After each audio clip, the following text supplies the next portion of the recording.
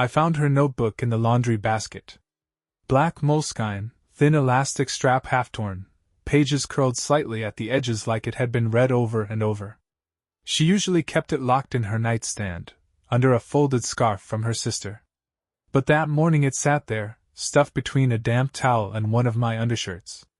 I didn't open it right away. I stared at the cover, flipping a sock over in my hand. Then I heard her in the shower, humming, something she never did anymore. That's when I opened the notebook. The first page had a date in the top corner, August 3rd. Then underneath, in small, neat handwriting, Dr. Merritt says I have to reclaim space. Emotional, physical, mental. He says I've lived inside someone else's house for too long. Someone else's house. That was the first crack. I stood there barefoot, towel slung over my shoulder, while the shower hissed on the other side of the wall. My name is Brandon Cook. I'm 36. I work in cyber risk at a mid-tier firm in Cincinnati. Married for 7 years. No kids. No real chaos. Just drift. Or so I thought. That journal entry felt like being read my own indictment, except I never got to testify. 2 weeks before that, Avery, my wife, sat across from me at the breakfast table and said she needed space. Not in anger. Not even sadness. Just calm, like she was choosing a new paint color. I need to focus on myself, she said. You haven't done anything wrong. It's just, I feel invisible sometimes. I asked if she wanted a trial separation. She said no. She just needed time. A different schedule. Fewer obligations. Her therapist, a new one, apparently, had recommended it. Dr. Merritt, she said, almost reverently. He's been incredibly helpful. She moved into the guest room that night. Not the couch. The guest room. Left my drawer empty, the pillow cold. We still had dinner together. Still shared bills. But the silences got longer. The eye contact shorter. And the humming in the shower more frequent. After I found the notebook, I didn't confront her. Not yet. I did what anyone in my position does. I played normal. Kissed her on the cheek. Asked about her day. Waited. Because the second crack always comes fast after the first. I started tracking her sessions. She went every Tuesday and Friday at 6 p.m.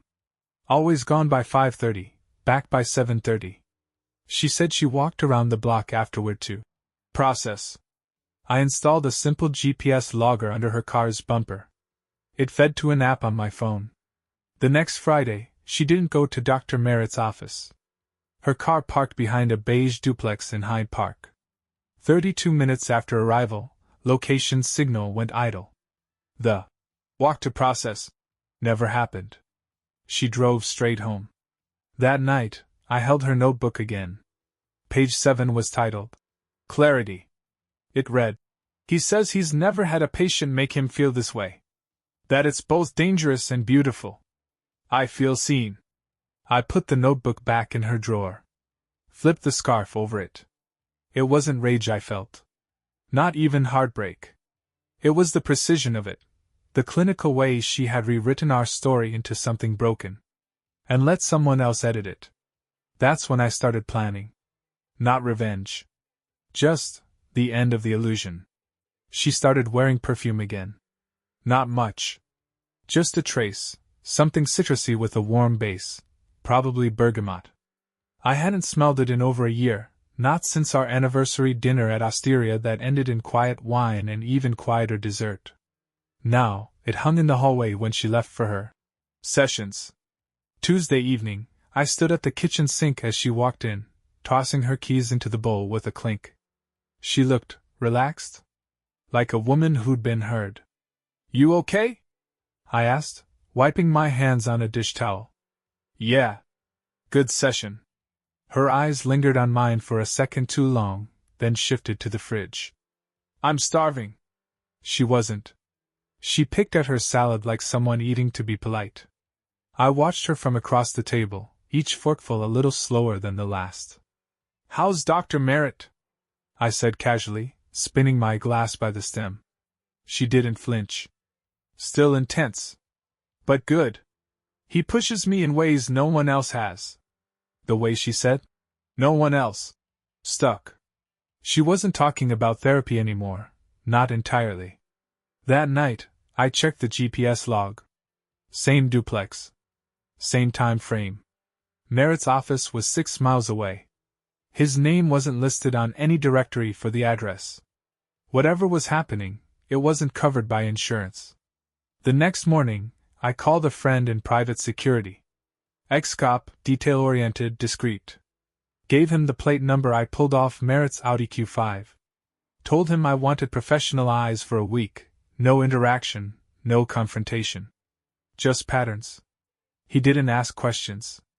By Thursday, I had the report. Merritt lived alone. Divorced, mid-40s, licensed in Ohio and Kentucky. No disciplinary record, though he changed practices 3 times in the last 5 years, always leaving suddenly. He rented the duplex under a holding company that owned several therapy-adjacent properties. One of them had been red-flagged in a custody hearing 2 years ago for boundary issues. But nothing stuck. Nothing official. That Friday, Avery came home humming again. Same perfume. Same unbothered look. I asked, "Do you ever feel like you're getting too close? To your therapist?" She froze for a second, just like the first time I'd mentioned her dinner with a friend.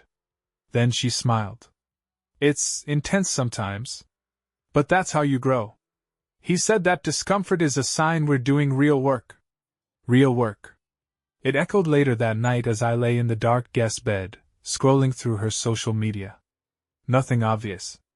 No posts. No selfies. But I saw she'd followed a new account at modernminds_Cincy. I tapped through. It was Merritt's practice. The account was quiet, but one post stood out. A quote over a blurred photo of a woman's silhouette. "You don't owe comfort to the one who made you small." Avery had liked it.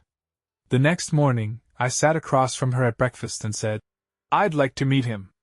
She blinked. "Who?" "Dr. Merritt. I think I'd like to understand what kind of therapy has you sleeping better, smiling more, and wearing perfume to a stranger's house." She put her fork down. "That's not fair." "I'm not trying to be fair," I said. "I'm trying to be clear." She got up and left the room. That was the moment I knew she was in love with him, or what he represented. Escape. Reinvention. Someone who let her rewrite the version of me she wanted to escape from. But I had no intention of being edited out. I drove past the duplex on a Sunday afternoon. No reason. No plan. Just wanted to see it with my own eyes, outside the frame of GPS dots and security photos. It sat between 2 larger houses on a narrow street just off Erie Avenue.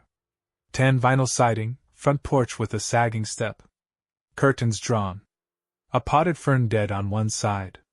Nothing about it said therapy. The mailbox read W. Merritt. No degree. No title.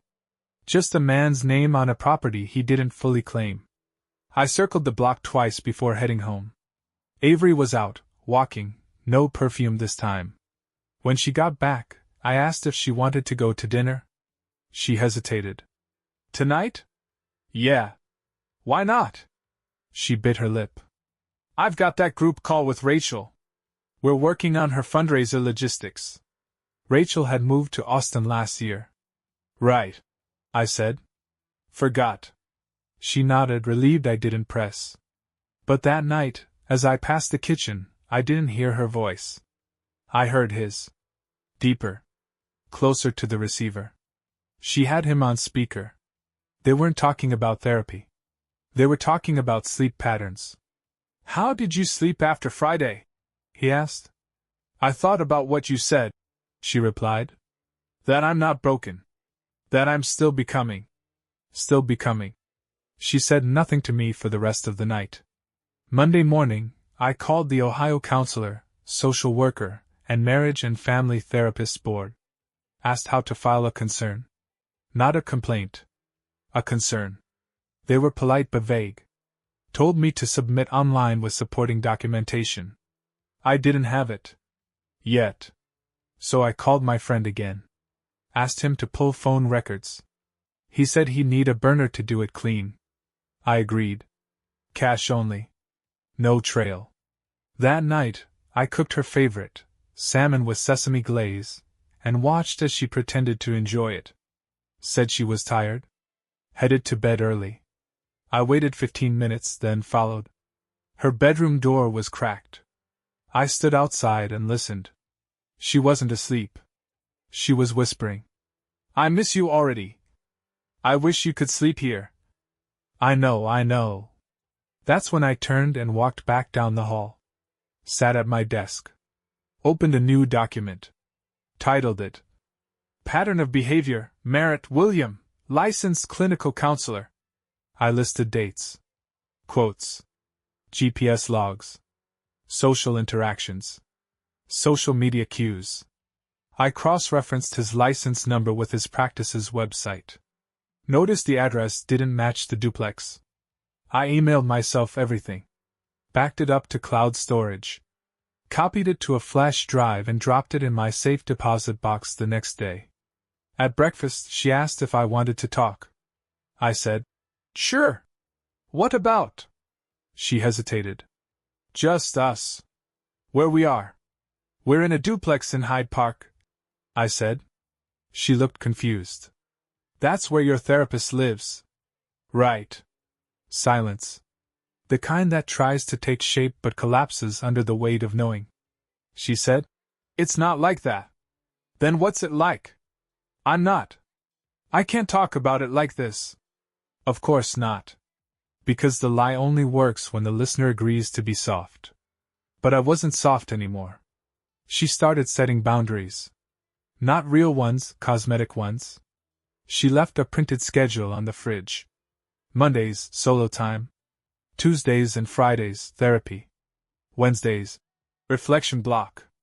It read more like a corporate wellness memo than a marriage. At the bottom, a handwritten note. Please respect this. I'm doing the work. Doing the work. That phrase again. I circled it in red ink. That evening, I watched her dry her hair in the hallway mirror. She wore makeup, not much, but enough for someone who claimed she had no plans. Going somewhere? I asked from the doorway. She glanced at me. No. Just, helps me feel more like myself. Which version? She paused. What's that supposed to mean? I shrugged. Just wondering which self you're reclaiming tonight. She didn't answer. Just clicked off the dryer and walked past me, the scent of that citrusy perfume ghosting behind her. I checked the GPS log an hour later. Same destination. Same 34 minutes. This time, I drove there. I parked 3 houses down. Watched from inside my car as her silhouette passed by the upstairs window. A second shape moved behind her, taller, broader. It lingered. Then disappeared. I didn't go in. Didn't knock. Didn't text. I drove back home, slow and silent. She returned 40 minutes later. Set her purse on the counter. Avoided my eyes. How was the walk? She blinked. What? You usually walk after. To process. She fumbled with her bracelet. Oh. I didn't feel like it. Too cold. It was 63 degrees. The next day, I placed a small voice recorder in the hallway vent between the kitchen and the guest room. Enough to catch late-night calls. I didn't plan to listen live. I wasn't looking for pain. I was looking for patterns. Words. Confirmation. What I got was worse. He said we could take a weekend away, but I don't want to lie to Brandon about a conference. Pause. Breathing. No, I know he's not stupid. He's just stuck. Still trying to win me back with dinner and silence. Then a laugh. Soft. Private. Shared. That night she sat across from me with a glass of wine and asked, Do you ever think people grow in different directions? I looked up from my laptop. Only when one of them already knows the direction. She tilted her head. That's not fair. I know. She sipped. Dr. Merritt says growth isn't linear. Sometimes you need to break what you were to build what you're meant to be. Sounds like a convenient reason to cheat. She froze, wineglass midway to her lips. I'm not cheating. I nodded. Of course. She held the glass tighter. Why would you say that? I didn't answer. Just stood, picked up my plate, and walked to the sink. Behind me, the silence grew legs. She left her phone on the coffee table. It buzzed once, a calendar reminder. Grounding ritual W/W, 5:45 p.m. I read it 3 times. Not Dr. Merritt. Not session. Just W. She walked in from the balcony, hair damp, shirt half-buttoned. You left this, I said, holding out the phone. She froze. Just enough to notice. Oh. Thanks. She took it too quickly. Pressed the lock button. What's a grounding ritual? She blinked, then smiled like she'd rehearsed it. Just a breathing exercise. Helps with anxiety. Is that what he does now? Breathing lessons? Her face hardened. Don't do that. Do what? This passive-aggressive thing. You said you'd give me space. I did. I gave you room. I didn't agree to play dumb. She grabbed her mug and walked past me. The conversation died, but the weight stayed. That night, I reviewed the voice recorder. Clean. No calls. But I caught one phrase, whispered like confession. He said I'm his favorite. That he broke his own rules for me. By Friday, the investigator had what I needed, time-stamped photos. Her car, parked behind the duplex. Merritt's car pulling in 10 minutes later. A shot of her stepping out barefoot onto the front porch in a long shirt and nothing else. Hair up. Smile bare. I didn't flinch. I catalogued. Time, location, date.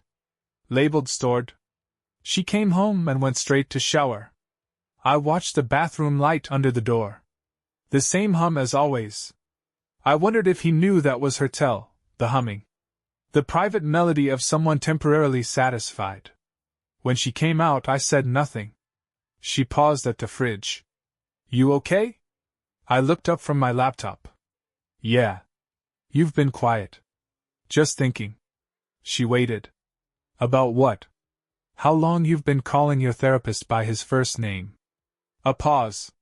That's not relevant. It is to me. She swallowed hard. We crossed some lines. Emotionally. But we're working through it. I stared at her. Emotionally? Yes.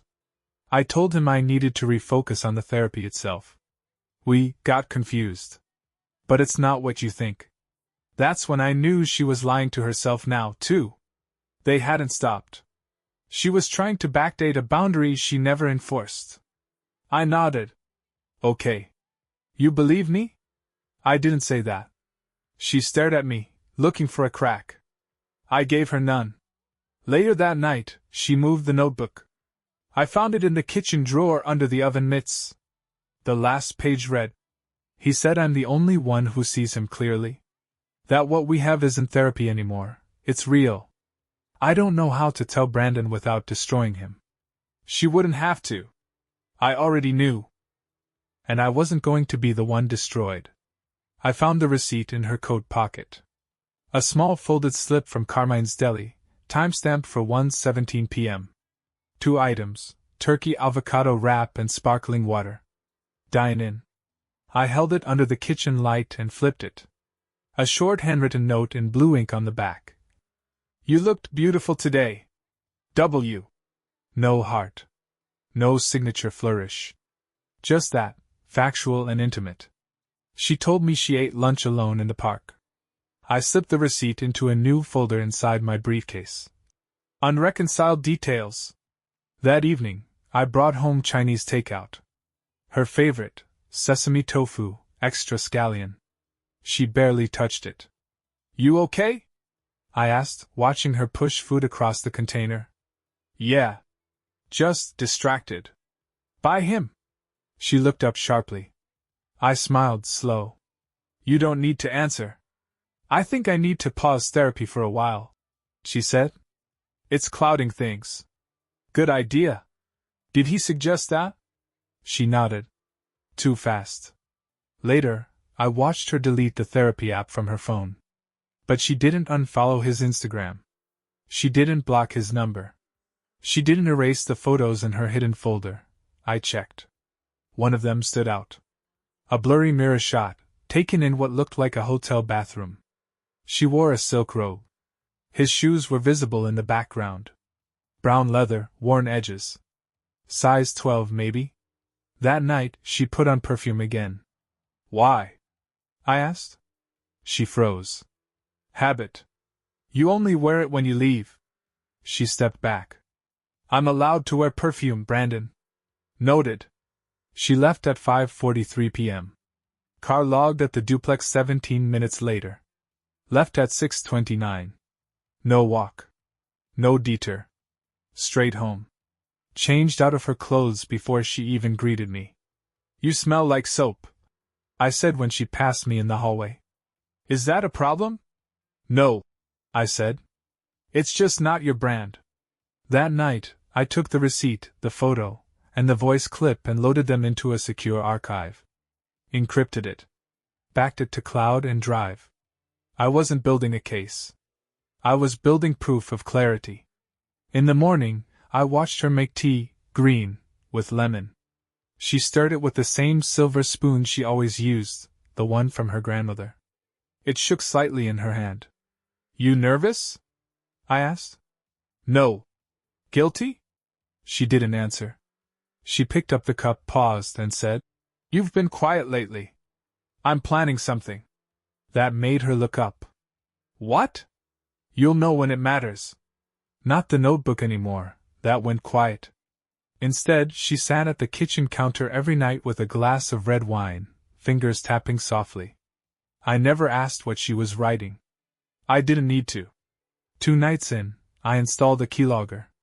It took less than 24 hours to confirm what I already knew: she wasn't journaling. She was drafting messages. To him. They weren't overt. No names. No explicit content. But the patterns were clear, confessional entries she never shared with me. Lines like, He says he can't sleep on Thursdays unless he hears my voice. I think about the lake house idea too much. I wish you could touch me in public. Lake house. We never talked about one. Not once in 7 years of marriage. The dream wasn't mine. Friday, I came home early. She was on the couch in the guest room, scrolling. She looked up, startled. Hey. You're home. Yeah. Slow day. She minimized the window too fast. I walked past her, into our bedroom. Opened the closet. Her suitcase was missing. I waited. She came in 15 minutes later, holding the empty tea mug like it could defend her. I was going to tell you, she said. When? She hesitated. After the retreat. What retreat? It's just a weekend at a spa. With a women's group. Dr. Merritt suggested it. Of course he did. I stared at her for a long moment. Do you know how many therapists lose their licenses over boundary violations? She paled. That's not what this is. No?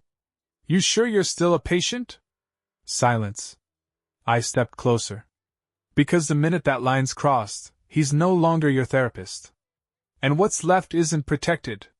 Not by ethics. Not by law. Her throat moved. She set the mug down. I didn't mean for it to get this far. But it did. She nodded slowly. I picked up my keys. I'm going for a drive. Where?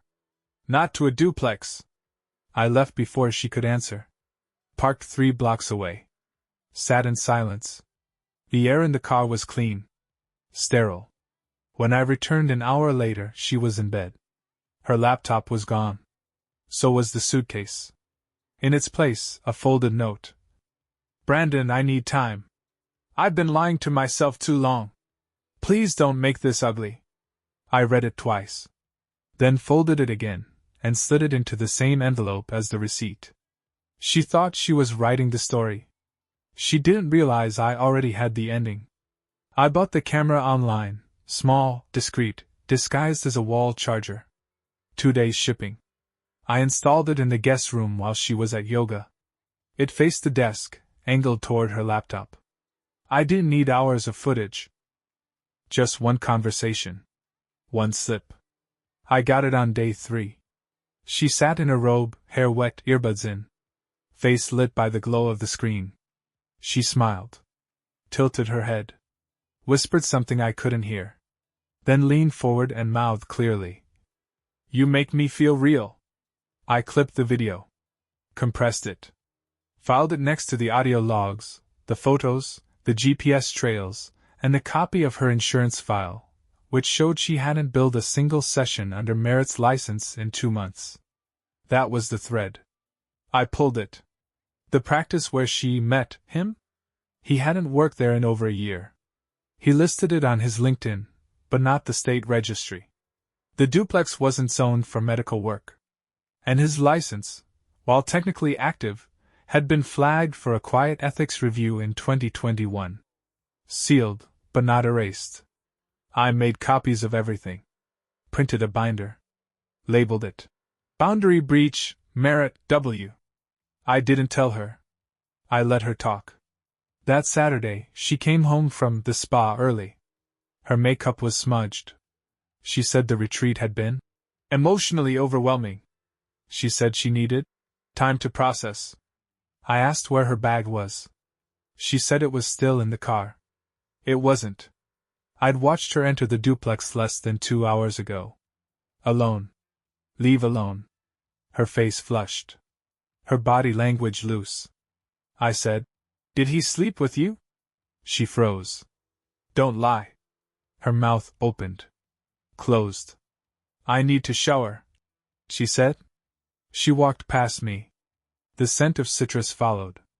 That night, I uploaded a backup of the footage to 3 locations. Sent one to a secure contact through my firm, someone who specialized in HR ethics probes. I labeled it preliminary. I wasn't just building a case. I was preparing consequences. I didn't want a divorce. Not yet. I wanted the truth to become public. I wanted Merritt to feel the professional gravity of what he'd broken. Because therapy isn't a secret. It's a system. And when systems are abused, there are reports. There are hearings. And when done right, there are removals. I sent the first email at 10:12 a.m. on Monday. Subject line, Boundary Violation, LCSW Inquiry, William Merritt. To the Ohio Counselor, Social Worker and Marriage and Family Therapist Board. CC, 2 legal consultants I trusted. Attachment, a zip archive titled Pattern of Violation _BCook_0413. Inside. Full name, license number. Voice recordings, time-stamped and transcribed. Video footage from the guest room. Photos from the duplex visits. Cross-referenced insurance gaps. GPS logs, with overlays. A written summary, 4 pages, neutral tone. No emotion. No color. Just facts. I didn't include Avery's name. Not yet. I watched my inbox. At 11:04 a.m., I got the auto-response. "Thank you for your submission. A compliance officer will be assigned within 3 to 5 business days." At 3:42 p.m., a second message arrived, direct. "Mr. Cook, thank you for your thorough documentation. We will escalate this for immediate review. Please do not engage the subject further until we contact you." I smiled. Just slightly. That night, Avery made pasta. She wore jeans, no makeup. Played music in the kitchen like we were still married in the way that counted. Midway through dinner, she asked, "Are you okay?" "Why? You've been quiet." I tilted my head. "We're just on different timelines." She blinked. "What does that mean?" "I already lived the part you're in." "And what part is that?" "The part where lying still felt safe." She didn't reply. Just cleared her plate and walked it to the sink. I could see her fingers trembling slightly as she rinsed it. The next morning, she left early. Said she had errands? She didn't. The camera caught her back in the guest room, on her laptop, muttering to herself. The keylogger fed me the rest. He said his license can't survive this if anyone finds out. That I have to deny it happened. That I initiated. That he misread. Panic. Spilled all over the keyboard. I printed the full log and slid it into the binder. Page 64. At lunch, I emailed Merritt directly. No threats. No accusations. Just one sentence. You broke a rule that was meant to protect the vulnerable. Now you'll face what you earned. No reply. But at 4:51 p.m., his practice site went offline. At 5:03, his Instagram vanished. At 6:40, he called her. 3 times. She didn't answer. Because by then, she knew. The storm had already been seeded. And when ethics boards move quietly, they move fast. She got the first call at 9:17 a.m.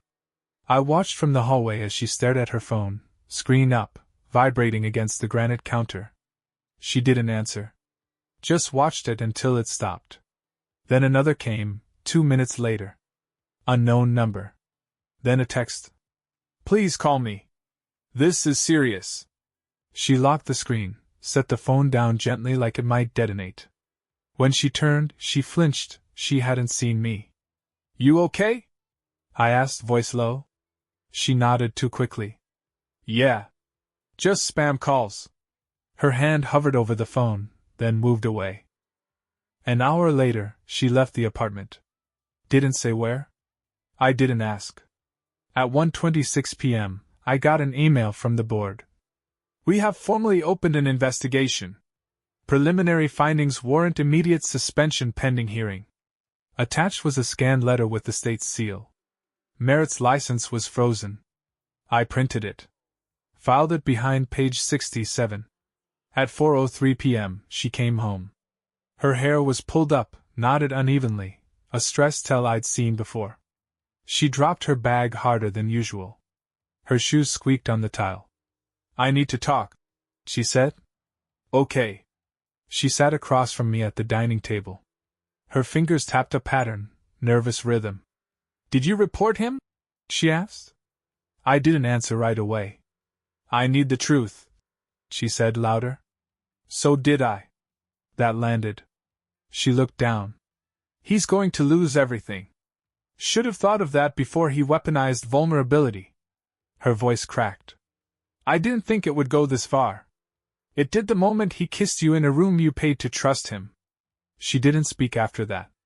Just sat there, breathing hard, eyes darting like she wanted a script and couldn't find it. I stood. Picked up the binder. Dropped it in front of her. Page 48. I said. That's when you lied about the lake house.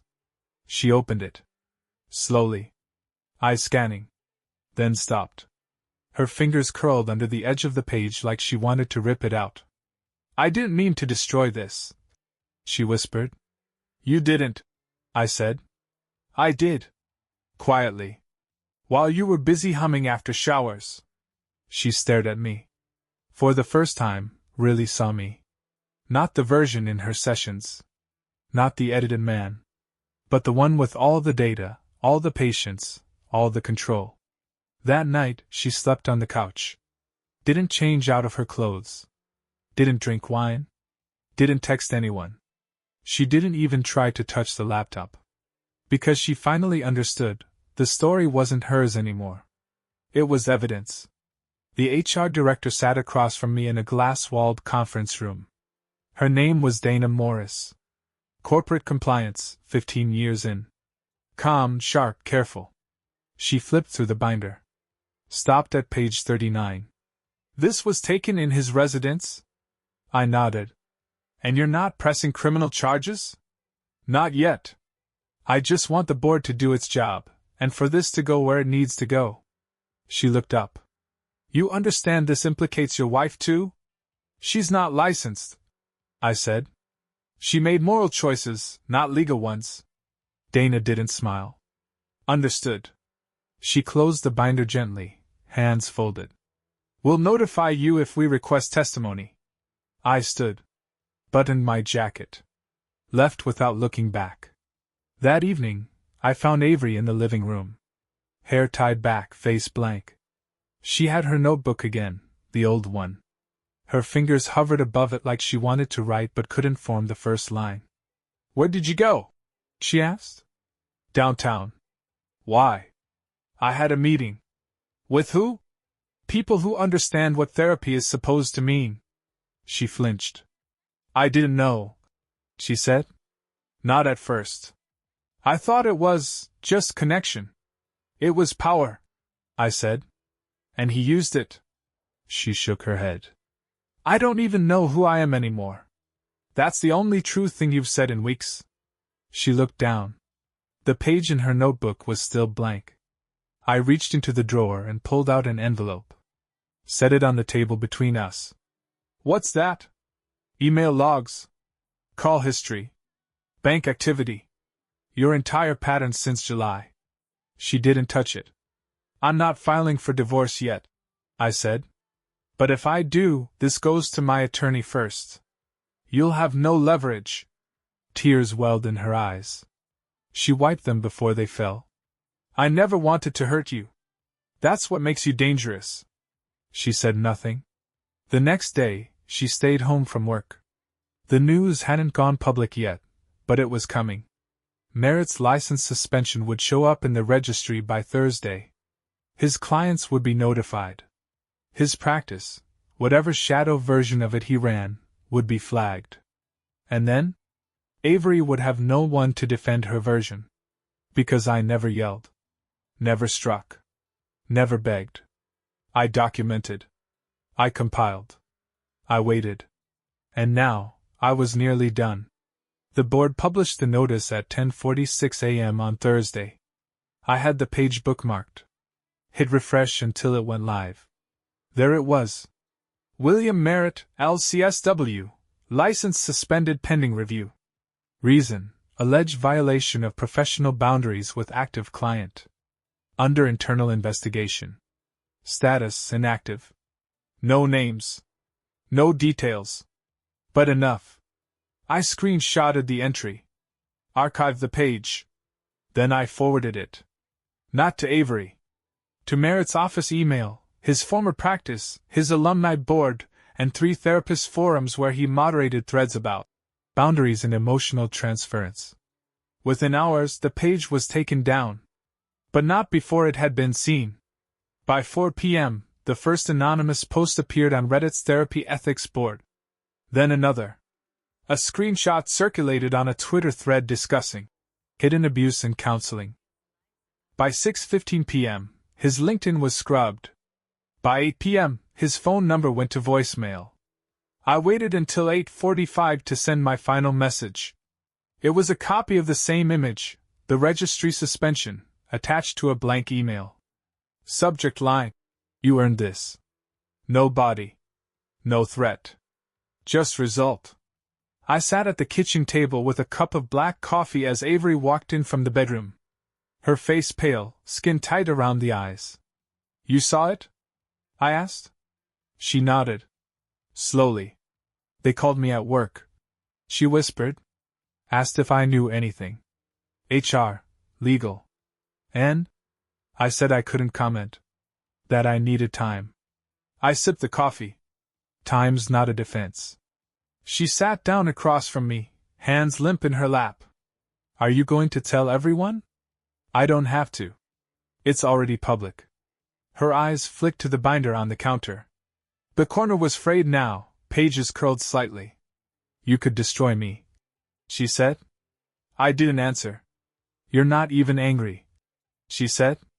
"It's like I'm already gone." "You are." She stood, almost knocked her chair over. Then caught it. Righted it. Sat back down. "I miss the man you used to be," she said, voice breaking. "That man trusted you."